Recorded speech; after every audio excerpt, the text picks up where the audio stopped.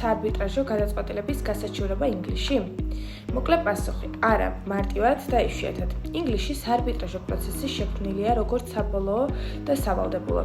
ეს მისი ერთ-ერთი მთავარი უპირატესობაა, მაგრამ მოდით დეტალურად განვიხილოთ. შეგიძლიათ გასაჩვენოთ მხოლოდ იმიტომ, რომ არ ეთანხმებით? არა, სასამართლოს გადაწყვეტილებებისგან განსხვავებით საარბიტრაჟო გადაწყვეტილება ვერ გასაჩივრდება, მხოლოდ იმიტომ, რომ ერთ მხარეს შედეგი არ მოსწონს. სააპელაციო ავტომატური უფლება არ არსებობს. მეორე, არსებობს გასაჩივრების საფუძველი? დიახ, მაგრამ მხოლოდ შეზღუდულ შემთხვევებში. Arbitration Act-ის 1996 წლის შესაბამისად.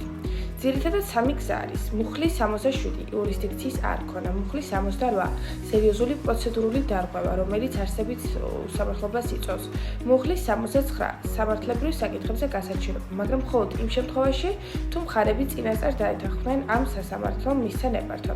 მუხლის 69 განსაკუთრებით რთულია, თუ სასამართლო ნებართვას იძლევა მხოლოდ მაშინ, რადგან სასამართლოს საკითხი საზოგადოებრივი მნიშვნელობისაა და ტრიბუნალს აშკარად დაუშვია შეცდომა, მაგრამ პრაქტიკაში სასამართლოები ძალიან იშვიათად ერევიან.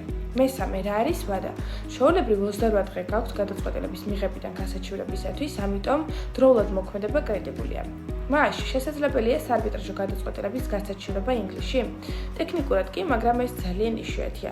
კაცსაც შეზღუდული და უმეტესად მხოლოდ სერიოზულ პროცედურული ან სამართლებრივი შეცდომებისათვის.